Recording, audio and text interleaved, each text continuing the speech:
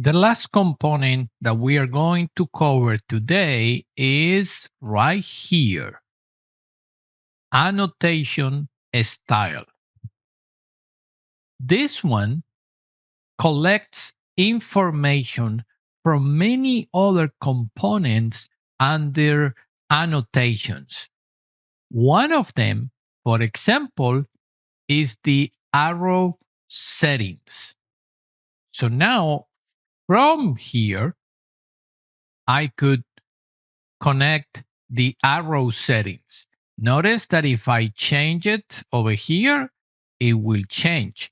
If I change the icon, it will change. Now, don't forget that you can right click and hide the unused inputs. I can set it back to show all the parameters. And because I need you to see the potential of this, I went ahead and placed the annotation unit settings that are over here, annotation unit settings, and also the settings for the test. So I can select from here. I created a value list. Notice that if you disconnect this one, you can have a list of fonts, and this is huge. This is way too much. So I went and created a value list with my best fonts, the ones that I like. You could select the ones that your company uses most of the time. How big I want the test and the gap.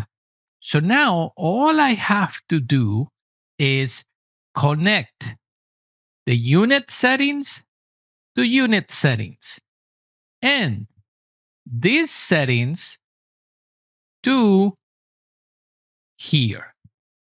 And from here, I could select this one and connect it over here and the unit settings over here. So now I have parametric control of, let's say, the decimals.